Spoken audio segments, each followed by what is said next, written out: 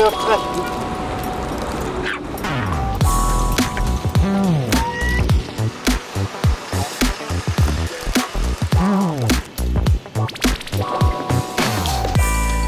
Агаараар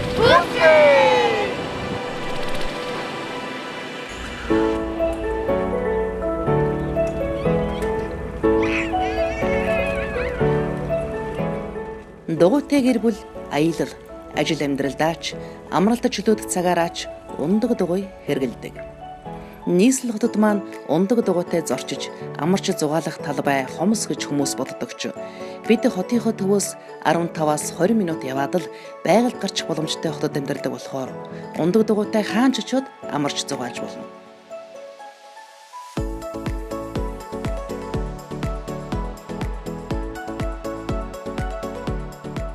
(2021 оны 11-р сарын 27 Санчир гараг Өвлийн тэргүүн сарын шөнийн 23.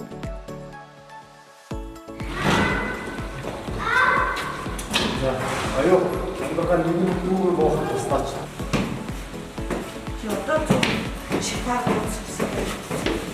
Энд шаархан болсон хэрэг рүү мэднэ өвлөөс эхлээд дугуйтаа гараад байгаа. Нөгөө таалагдсан учраас энэ л бас хүүхдүүд ойрхон гарыг хангалтгүй амралтын өдөр олонгот гарыг гээд байгаа. Тэр явах гэж энэ өдрийн хоолоо тэнд очиж иднэ авсан. Чиргүүл нь одоо багтах гал. Сүүлийн жилүүдэд гол дагсан ундаг дугуйн замууд тавигдах болсноор дасгал хөдөлгөөн хийнгээ хотын чимээ шууган автомашины утаанаас зайдуу ая тухтай амрах чөлөө цагаа өнгөрөх боломжтой болсон. Бид нар голын ирэх рүү гарах аяллаа хийхээр бэлтгэж өд өнгөрсөн гараа авчир. Одоо хүүтний өдрөл учраас гадаа олон цаг байж болохгүй. Нэг ч хаягдл байгаль дээр хаяггүйгээр л энэ ямар жижиг юм. Энийг хаасаа ийм гой савн дотроо ингээд тэнцэнэ идэх юм аа. Энэ захин болсон. өсрэлтэй төрүүлж дулаахаа хуцлаа. Дугуйтай гарахад гой өдрүүд зөндөө байдаг шүү дээ. Хараа. Цар тахлаас үүдсэн хатуу хөл хорионы үед ч бид ундаг дугуйтайгаа голын ирэг рүү гарч өвлийн цэнгэг агаараар амьсгалан дархлаагаа дэмжиж байсан.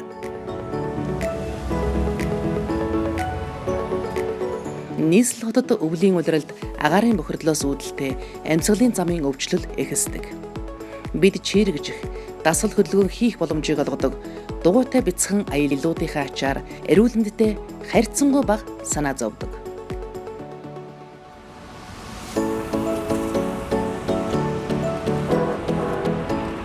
Яг энэ цаг үед бол дугуйтай Улаанбаатар хотод зорчиход бол бидний хувьд асуудал байгаа. Гэхдээ бид нар бол өвөл дугуй унаараа гэж заавал уриалахгүй хүмүүсийг эхлээд заавал 100 дугуй унаад тэгээд тогтмол унж чаддаг болсныхоо дараа бага багаар өвлийн гоё өдөр гарч дугуй унах ч юм уу те богино цагаар тийм дасгах байдлаар дугуй унж агаараа гэж хэлмээр байна.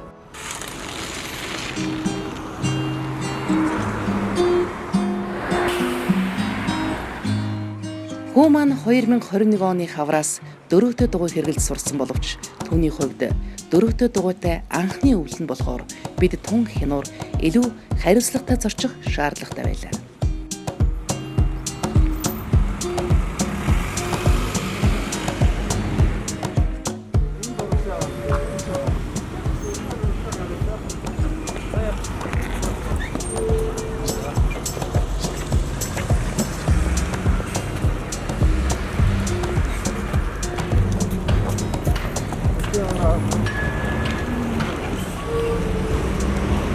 Монгол улсад цаг агаарын эрсдэс байдлаас шалтгаалan ундаг дугуй хэрэглэгчид хүүтний улиралд ихэнх нь дугуйгаа хаа нэгтээ хадгалж орхиод нийтийн тээвэр эсвэл хувийн машинаараа зорчдог. Харин бид эсрэгээр өвлийн бэлтгэлээ хангаад өдөр бүр дугуйгаа унах боломжийг эрэлхийлсээр байдаг.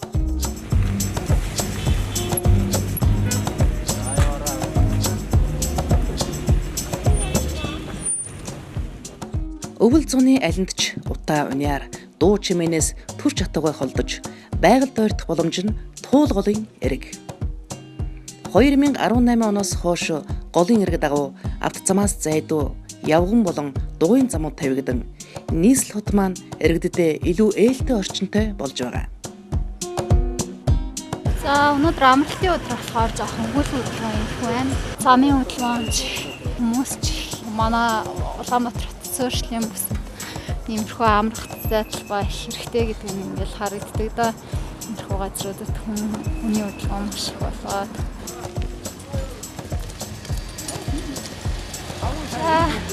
Бид нарт ямарчсан хамгаалалтын ажилтнууд, замын ажилтнууд нутагт замаар аюулгүй гаргаад ирлээ. Баярлалаа.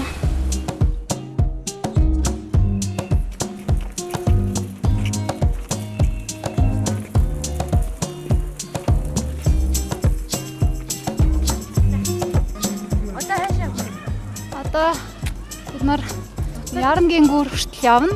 Тэндээ өдий хоолоо идэнэ. Тэгээ буцаад дугуйн замаараа жийж агаад гэрлүүгээ харина да. Тийм тийш яв. За яцгаах. Одоо ийшээ зайгаа барай. Явах юм чи маскнууд авцаач. Нэг маск авчих юм нэ. Алхаа авч явах юм. Ой дулаах өдөр байна уу өнөөдөр. На одоо яг үнэ урд гараад жигээр аав хөө.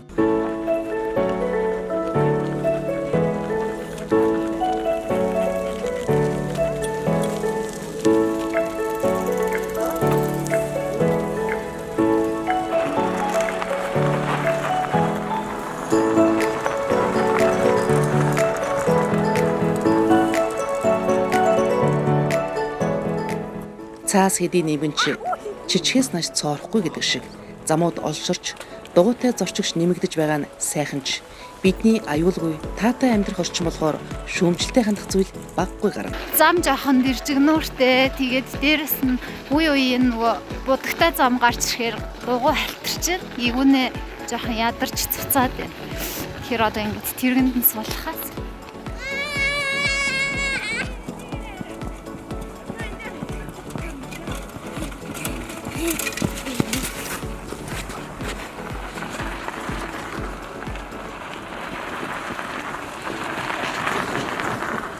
Манай баггүй нэг 4 км орчим явчлаа гэрээсээ гараад тэгээд нөө цасан дээр жижиг дугуй учраас явах жоохон хэцүү байна. Тэгээд тэргэндээ сууя гинэ. Бид нар одоо 1 км хагас орчим явна. Тэгээд тэндээ үдчихэд тэгээ өнөөдрийн аяллаа дуусгана.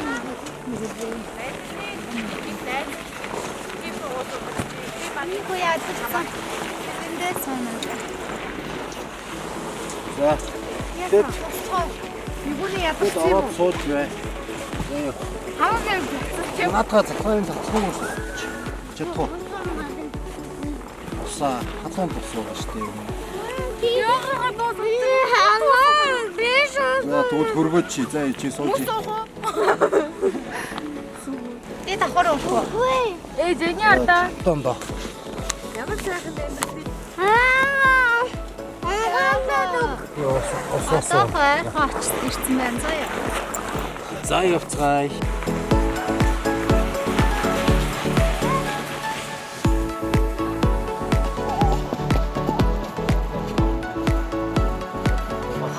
Хүний замд дугуйгаа ингээ орхичж болж байгаа юм уу? Замын зарим хэсгээр нөгөө зас тогтохгүй гялгар будгаар бутцсан болохоор зас нь арилцсан. Тэгээд тэр хэсгүүд дээр хэрэгээ таарам затах юм бол шаруулж байна. Гэхдээ бид нар хараахан унчаагүй л явна. Сул зас ер нь бол ямар ч зам дээр ихэнхдээ алтргаа үсгдэг. Цас орсны дараа юм уу цастай замаар явж байгаа бол маш болгоомжтой. Таарам заа захиулж чатгаад яваарэ. Яасан гинэ? Одоо тийшээ жоох яваад нөгөө юм маань. Нөгөө сарвч байдаг штэ. Хоёр мэдэн штэ. Яна.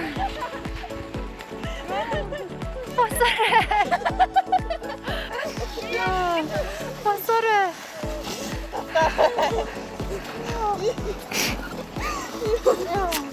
Ах, я тяжело.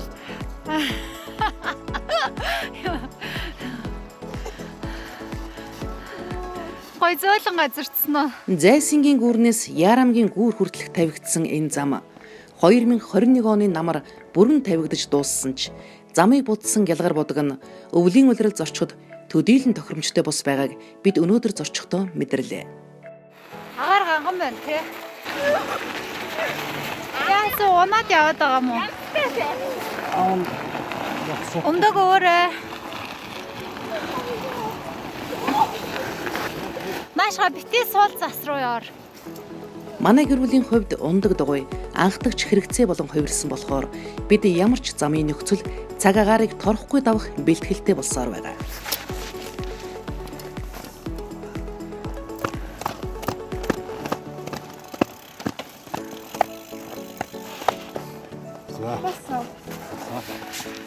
Халтарчснаас болог энэ нь халтарсан аа. Тэгтээ сая тийрээсээр хүмүүс айгүй их явдсан шүү дээ. Тэнгүүд ингээд цасны ингээд яг ингээд янгаж эзэн ингээд сайн болчих шүү. Тэнгүүд ингэхгүй ингээд суул байж шүү дээ. Тэнгүүд чи ингээд амар хурдан халтардаг. Энэ бол жоохон буруу будгаар бат. Цаарн тийм ээ тий. Нэгүнийгийн дууг ингээд очсон шүү дээ. Харсан уу?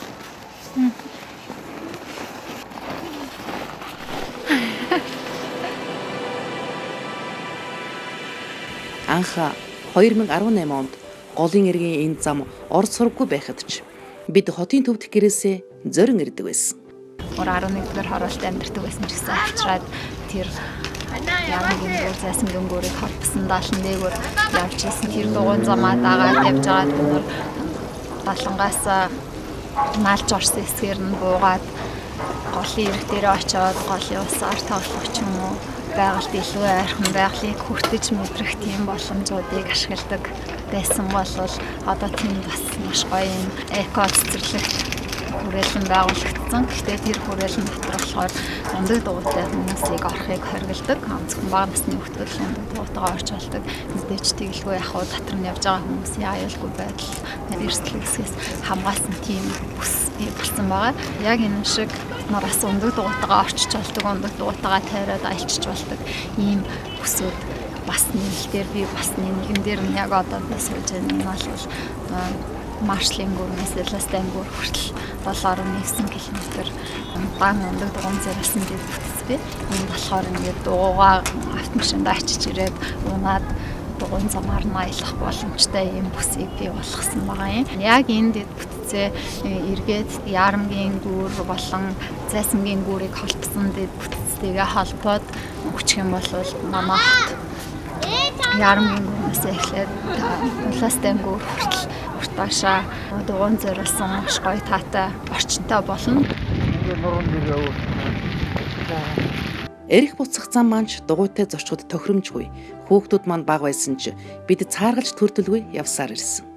Тухайн үед болохоор манай хүүхдүүд бага насных тэгээд хүн маань бүр жоохон байсан учраас илүү эрсдлийг үүрээд явж исэн гэж хэлж болно. Манай гэр бүл ингээд намайг бүр жоохон байхаас 2-3 настай байхаас дугуй ундаг байсан. Тэгээд намайг ингээд их хвчлэн ардталтаа өөрөө явдаг байсан. Тэгээд дүү маань төсгөөд бас дүү маань хажууд маань өөрөө явдаг байсан. Тэгээд харин хамгийн бага дүү маань болохоор өөрөө ингээд багаасаа жижигхэн дугуйгаа ундаг. Тэгээд эсвэл бол аав ээжийнхээ ард суугаад ингээд аягүй хөвжөнгөө болсон байсан. Тэрийг жоохон байхад бол нэг тийм хүүхдийн суудал муудалч Монголд илбэг байгаагүй. Одоо бол дугуйн дэлгүүр болгонд бараг байдаг болсон. Бид нэрийг ингээд жоохон байхад маань дугуйтай явж байхад бол аягүй зам аягүй хэцүү байсан. Тэгээд ихэвчлэн явган хүний зам. Тэгээ явган хүний зам нь ч гэсэн аягүй жижигхэн нарийнхан. Харин тэгээд машин зам нь болохоор хагархай хугархай аягүй муухай байсан. Харин одоо бол арай дээр болсон ч гэсэн мотортой тээврийн хэрэгсэл аягүй их болсон учраас бид нэр машин замаар явж болохгүй. Тэгээд хүмүүс болохоор ингээд дулааны үйлдвэрлэлээр бүгдээр аягуугаа салхинд гараа явж байхад бид нэр бас хажууд нь саад болоод иж болохгүй учраас дугуйн замаараа явмаар байдаг. Тэгтээ дугуйн замнууд нь аягүй ингээд тасалдсан яг уртаашаа байхгүй уртаашаа дээр нь заримдаа их хүмүүс ингээд яваад идэг. Тэгээд бас ингээд дугуйн зам хичээн нэмэгдсэн ч гэсэн машинууд дагаад нэмэгдээд ивэл бас машин зам маань ингээд дугуйн замуудаа шахаад илүү томсоод харин дугуйн замууд явган хүний замууд нь илүү жижигхэн болоод бидний таатай зорчих орон зайд багасаад байдаг учраас машинтай хүмүүс ингээд амралтын өдрүүдээрээ дугуйтайгаа гэр бүлээрээ хамтдаа аюу гоо стрессгүй ингээд явах юм бол тэр машинтай хүмүүс ч гэсэн амралт болно. Бид нар ч гэсэн илүү бага машинтай байх юм бол бас илүү таатай зорчих боломжтой болно гэж бодож байна. Ундаг дугуй хэмээх тээврийн хэрэгсэл анх бүтээгдэх үед дугуйн зам таатай орчин байгааг нь мэдээж тул бид илүү олуула ундаг дугуй хэрэглэж илүү олон хүний эрх ашигын төлөө хийгддэг нийгмийн бүтээн байгуулалтыг хурцсахад гар бие оролцох нь ирээдүйд бий болох эрүүл, аюулгүй, таатай орчны суурь болох учиртай. Сая оюутнээсээ оюутан албаар хэлтрийг хэлчихсэн юм. Хөөж чи оюутан гэж хэлсэн. Би Энэ бол аамс чирэгтэй. Жилүү маско. За артаа газ хоолойд чи халуун дээр нь тэхүү бол хүчин ингээд. Одоо чи тэгээд орой боллоо. Дугуйтай аялын онцлог нь байгаль цаг уурын химнэл тухайн өдрийн өнгө аясыг өөрийн биеэр мэдрэх. Өвлийн ихэн сар гарч шинэхэн цас орсон болохоор агаар цэнгэх сайханч гадаа хасах 10 хэмийн хүүтэн байгаа болохоор халуун хоол цайгаа гэртээ бэлтгээд ирсэн. яаж ирсэн Тэр дараа завч үзнэ. Маш чи ийшээ соён сойгоно. Ингэж аялахтаач элдв туршилт хийнэ. Зуны аяллуудад маань их ачаа болж байсан хоолны сав суулгыг багасгах боломжтой хэмээн харж байгальд хайжиг ээгдсэн ч хор хөнөөлгүй бордоо улан задардаг нэг хэрэглээний савнд хүнсээ хийсэн. Бид нар гэр бүлээрээ явсаар байгаад гэрээсээ гараад тэгээд Мишель Экспогийн хажуугаар дугуйн зам руу орчиж болдог. Дугуйн зам руу гараад цастай цасан сэрэлдэгдээгүй л авш байна гэж жоохон удаан явган хүнээс арай жоохон хурдан жоохон альтарсан. Тэгээд зарим нь хоёулаа нэг унах шиг болсон манай хотод. Ана 3 болсон. 2 Тэгээд 2 онсноо. Тэгээд Ярамгийн гүүрний энд ирээд энэ дугуйн зам дуустдаг. Тэгээд энэ хүртэл яваад хүрээд ирлээ. Одоо бид нарт одоо энэ Ярамгийн гүүрнээс ертөнцийн зүгээр баруун тишээ Сонсголонгийн гүүр хүртэл бас юм гоё далантай. Энийг ашиглаад нөгөө бүр Улаастан гүүрнээс Маршлийн гүүр хүртэл тавьчихсан тэр дугуйн зам шиг тийм дугуйн зам тавигдчихвол тэгээ голоо дагсан битүү дугуйн замтай бараг 30-аад км дугуйн замтай болчих боломжтой байна. Сайхан халуун харцууч юм. Ингээд голоо загсан дугуйн замтай болчих юм бол бид нар Улаанбаатар хотод угаасаа юм байгальтайгаа маш ойрхон хотынхоо дүүгээс нэг 15-20 минут дугуйтай яваад тэгээд бараг байгаль руугаа орчиж болно гэсэн үг. Богдуул руу ч мөн адил тэгээд орчиж болдог. Энэ голын эргээд агсан юм амралтын чөлөөт бүстэй юм дугуйн замтай байх юм бол иргэдтэй амьдрахад маш таатай хот гэж хэлж болохоор болчих واخа. Хүүтэнд чинь гадаа ер нь халуун юм шиг сайхан юм байх тий. За нэг ч хог байгаль таяхгүй шүү дээ заяа. Нарыгаа авч яваад цэцгэн дотроо хийчихээ хөө. Шинэ бордоо алдсан. Гэтэ 5 сарын дараа гэсэн тэгэхээр яг нэг хавар гоё ургаад эхлэх. Ундраа яга малгай гацсан малгай өмс гадаа олчихно гэдэг чинь дуулаахан гэсэн юм биш шүү.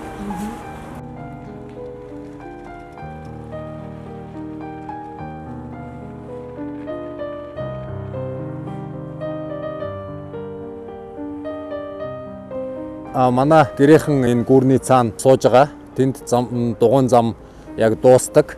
Харин би Ярамгийн гүүрний доотлоор ингээд доошо буусан шаттай тэр шатаар нь гарч ирээд энэ одоо Ярамгийн гүүрний баруун талаас ийшээ бас ингээд далан байдаг. Энэ замаар бид нар урд нь бас явж үзсэн.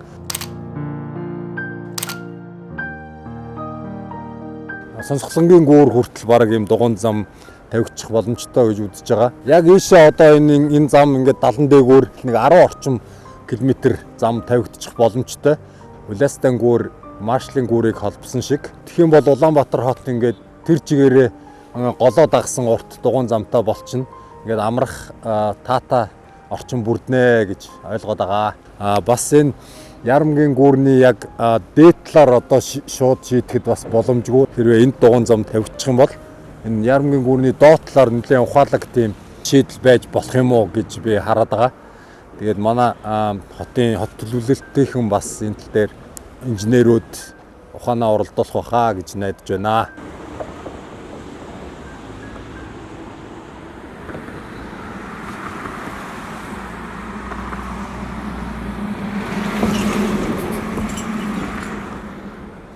За ингээд бүгдээрээ өвөлж ийм тааламжтай өдрүүдэд дугуй зүүн тогтмол ундаг хүмүүс бол унаад авах боломжтой байна. Ингээд агаараар гүцгээе.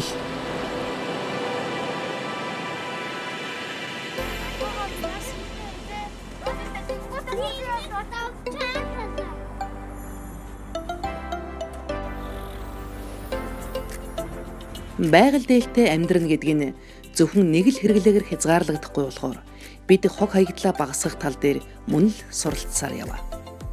Монгол улсад хог хаягдал түүнийг багасгах тал дээр олон төсөл хөтөлбөрүүд хэрэгжиж байгаа ч иргэдийн оролцоо бага байсаар байна. Эргэн бүр хог хаягдалд хянуур ханддаг болбол бид илүү хурдан таатай сайхан орчинтой болно шүү дээ. Байгальд аялж амарч явхад тань хүмүүсийн хайсан хог хаа сайгүй таардаг үстэй. Тэдгээр хог хаягдлууд жохом юу байдаг вүлээ? Дуутай аялахад хамгийн чухал нь нөгөө хог айгу баг гаргаж хог айгу баг үйлдвэрлэж байгаа. Хог хаягдал үрээ яваад цоо байг газар хайж болох ягаад ч болохгүй. Яа хог хоёр памперс. Хогоо битгий хаягдал. Улаанбаатар хотоос 1.4 сая тонн хог хаягдал жил бүр гарч 90 орчим хувь хогийн цэг дээр очиж булагддаг гэсэн судалгаа бий. Тэгэхээр бид байгальд булагдах хог болох зүйл хэрэглэх гэж байгаа бол аль болох байгальд хор хөнөөлгүй шингэлэг зүйл хэрэглэж дадах нь чухал. Хүмүүсийн 40-80% нь сэтгэл хөдлөлөөрөө худалдан авалт хийдэг гэсэн бас нэгэн судалгаа бий. Тэгэхээр бид хог хаягдал болох зүйлийн тухай огт бодолгүй худалдан авалт хийсээр байвал хог хаягдал улмал нэмэгдэнэ.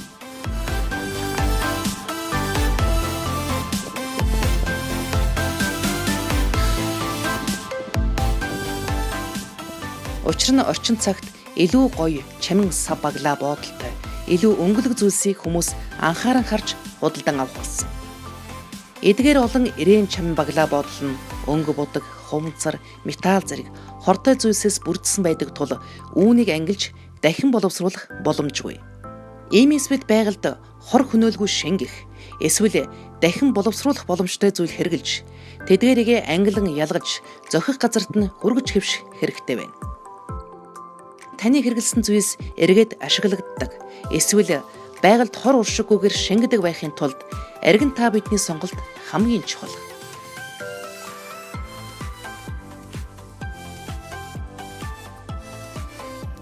Би сайн дахиж ашиглаж болох. Уухнуудаа ингээд хэдэн цэвэрхнээр нь хямгагаад нэг нэгтгэж хийчлээ. Манай гэр бүл хүүхдүүдэд хог хаягдлаа ангилан ялгаж зохих газарт нь хүргэх дадлыг хэвшүүлэх үүднээс гэртээ хогоо ангилж зохих газарт нь хүргэх болсон.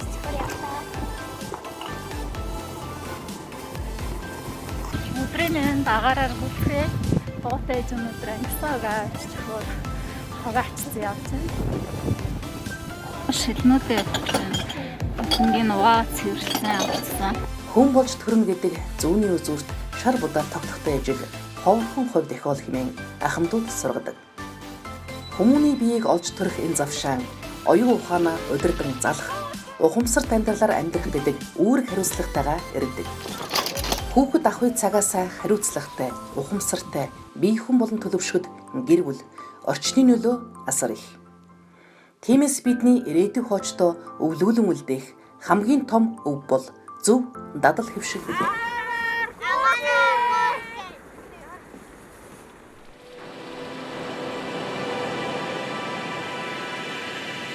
Монгол орнд өрөнд улаан цаг ирж байгаатай зэрэгцээд ундаг дугуй хэрэглэгчид маш хурцтай өсөж байна. Ганц нэгээрээ биш, бүр олоолаа, 5-6-уулаа гэр бүлээрээ ундаг дугуй хэрэглэдэг хүмүүс бол нэлээд олон болсон байна. Тэгээд эдгээр хүмүүст хандаж хэлэхэд маш анхаарал болгоомжтой зорчоор гарц уулзууруудаар дандаа бууж дугуйгаа түрж гарч хөвшөөрээ осол авааруудын ихэнх нь энэ гарц уулзуурууд дээр гардаг шүү.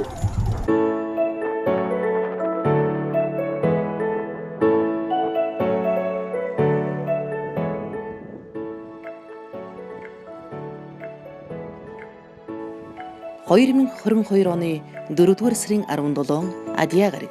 Хаврын адаг сарын шинийн 17.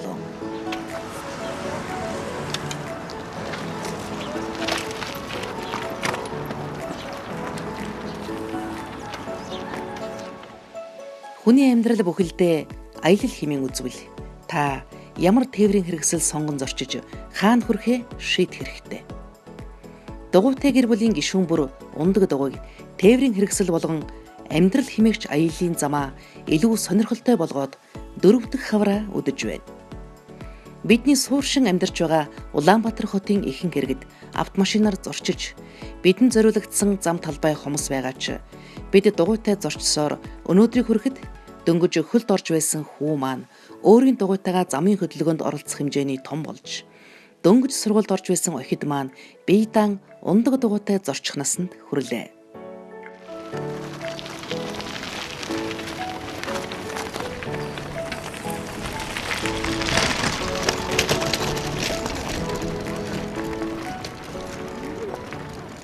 За хаврын сайхан өдрийн нэм гарагт бид нар гэр бүлээрээ гарч ирээд тэгээд өвлөж явдаг байсан 90 жилийн дөрөв улиралд явах боломжтой энэ хотын голоо дагсан, туул голыг дагсан энэ дугуйн замаар Зайсангийн гүүрнээс Ярамгийн гүүр хүртэл хэсгээр яваад тэгээд үргэлжлүүлээд Зайсангийн гүүрнээс Маршлын гүүр хүртэл бол дугуйн зам тавигдах гэж байгаа төлөвлөгдсөн байгаа гэж ойлгосон. Тэгээд энэ зам дээр гараад ирлээ. Энд бол одоо автомашины зам тавих гэж байгаа юм шиг тийм өргөн ингээд суур бүтцийг бэлтгэсэн байж байна. Энэ хажуугаар нь бодвол дугуйн замаа тавихаа энэ 70 дээгүүрээ ингээд үргэлжлээд Маршлын гүүр ортол 70-таа байгаа. Энд бол ингээд туул голыг дагсан юм урт Улаастан гүүрнээс бүр Баянзүрхийн гүүрнээс эхлээд Сонсголонгийн гүүр хүртэл ийм урт дугуйн замтай тэгээд амрах, алхах ийм боломжтой ийм дэд бүтцтэй болохоор төлөвлөж байгаа гэж ойлгосон.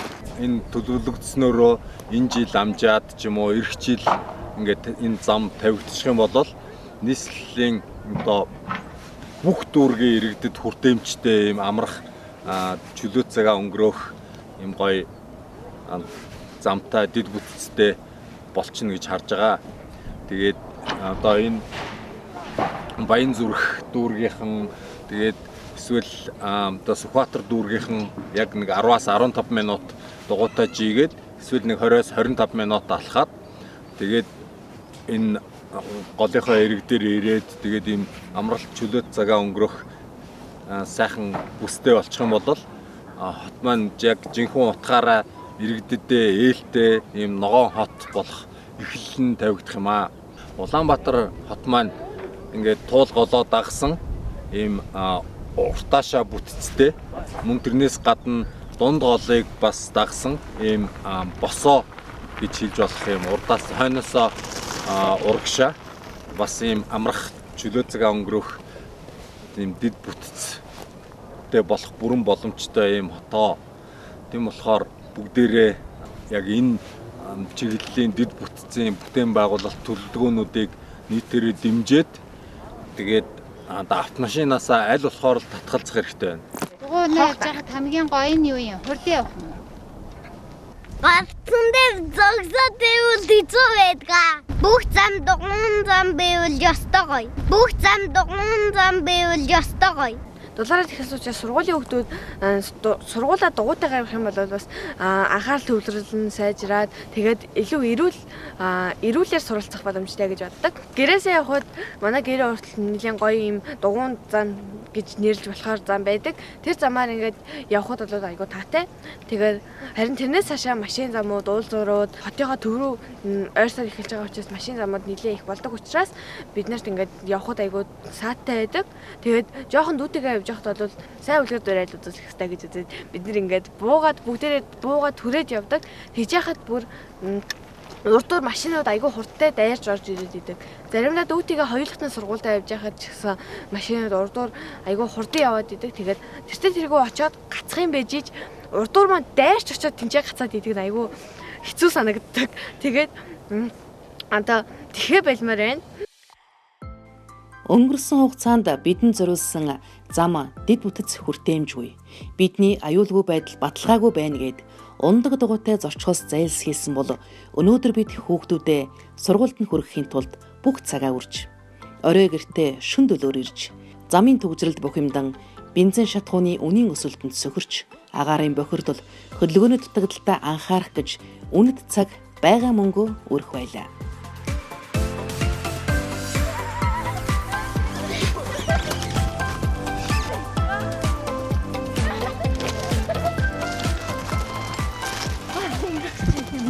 Би үзгээд байна. Өдрэмэн дамжтай өдрүүдэд агаараар гүцээ. Улаанбаатар хотын автомашин хэрэглэгчдийн тоо бол өдрөөс өдөрт нэмэгдэж байна. Өсөн нэмэгдэж байгаа автомашины тоогоор тэдгээрт илүү хүртээмжтэй байлгах гээд автозам бариад байх юм бол дэлхийн олон хотод яг ийм жишгээр яваад сүүлдээ энэ бол шийдэл арга зам биш байна гэд автомашингүй бүсүүд тэгээ илүү нийтийн тээврээ хөгжүүлж тэгээд ундаг дугуйтай явган зорчих энэ хөдөлгөөнийг илүү таатай болгосноор энэ асуудлаас бол гарсан байдаг юм аа. Тэгээ өнөөдрийн байдлаар бол яг нэг 5-6 жилийн өмнөх хүртэл одоо яг энэ жишгээр явж исэн одоо Парис хот өнөөдөр энэ одоо эсрэг чиглэлтэй одоо яг 180 градус эсрэг чиглэлд хөгжиж байна. Тэгээд хүмүүсийн ярьж байгаа нь болохоор мэрэгчлэтнүүдийн хот төлөөлөгчдийн ярьж байгаагаар хэрвээ Парис ингэж өөрчлөгдөж чадж байгаа бол дэлхийн бүх хотуудад ингэж өөрчлөгдөх боломж байгаа гэсэн ийм байр суурийг илэрхийлж байгаа. Тийм болохоор Улаанбаатар хот бүр хит одоо энэ нөгөө буруу чиглэл рүү хит хол явж байгаасаа өмнө маш хурдан одоо энэ нийтийн тээврээ илүү хүртээмжтэй тав тухтаа болгож тэгээд хажуугаар нь явган зорчигчд болоод ундаг дугуйтай зорчигчдод зориулсан дэд бүтцийг манад бол уул нь хангалттай мэрэгчлэтнүүд байгаа юм шиг байна. Тэгээд тэднийхээ зөвлөмжийг сонсож бүр шаардлагатай гэж үзвэл одоо энэ Европын, Америкийн хотуудын хот төлөөлөгч нараас урьж ажиллах хэрэгтэй байхаа гэж бодож байна. Одоо дэлхийн зөвхөн Парис гэлтгүү бид нар одоо дэлхийн маш олон хотууд энэ одоо энэ замаар хөгжиж ирснийг бол мэднэ тий. Сеул хот байна тий. Одоо 80-аад он хүртэл зөвхөн автомашинд зориулсан юм маш олон саяхан болтол яригдчихсэн тэр гүүрэн зам хот дотроо хурдны замууд төлөвлөж исэн бэлээ. Энтгийн олон хотууд байж гин тий. Тэгээд хүн болгоны одоо сайн мэддэг тэгээ Сан Франциско хот бол ямар ч төлөвлөлтгүй ингээд нэлээд эмх замраагүй болчоод тэгээд богинохоо хугацаанд иргэдтэй ээлтэй ногоон тийм хот болох зам руугаа явж байгаа. Бидний бас одоо нэг холгүй Японы хотууд ээж гин те бас л муу адил ингээд хит төвлөрөл тэгээд хит автомашинд зориулсан дэд бүтцээсээ татгалзаад одоо иргэдтэй ээлтэй ухаалаг хотын жишгээр бол хөгжиж байгаа. Тэгэхээр биднэрт бол өдөр цагаар нэмэгдэж байгаа энэ машинаас ялгарч байгаа утаа бол бидний хамрыг одоо тий ямар ч мэдрэмжгүй болгоцсон байна. Намайг энд зогсож байхад бол яг миний эргэн тойронд маш олон хортой бодис байгаа. Тэрийг би мэдрэхгүй одоо өмнөрийн ингээд зогсож байгаа бид нар нийтээрээ ингээд хордсон байгаа гэсэн үг ээ. Тэгээд тийм болохоор маш хурдан одоо энэ шилжилтийг хиймээр байна. Тэхийн тулд биднэрт хамгийн шаардлагатай зүйл бол дугуй унд чаддаг иргэдийнхээ тоог нэммээр байна тий. Бяцхан иргэдээсээ эхлээд тэгээд дугуй унд чадахгүй том болцсон маш олон хүмүүс байдаг. Тэдгээр хүмүүст зориулж энэ автомашингүй амралтын өдрүүдийг бий болгосноор маш богинохоо хугацаанд нэг зуны дотор нийтээрээ дугуй унаас сурчих тийм боломж байна. Нийтээрээ ундаг дугуй унж сурцгаая, автомашингүй амралтын өдрүүдтэй болцгоё гэж уриалж байна. Байгаль дэлхий, эрүүл мэнд, мөнгө санхүүгийн гээд амьдралын амин чухал хэрэгцээг нэг зэрэг хангах тээврийн хэрэгслийг та сонгосноор хэмнэлттэй, эрүүл, байгальд ээлтэй, бас дээр нь аз жаргалтай, эрч хүч дүүрнээр амьдрах боломжтой болно.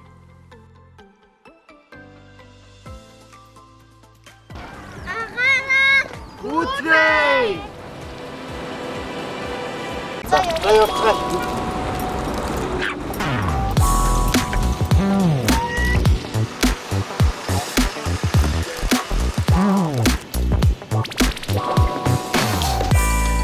Агаараар.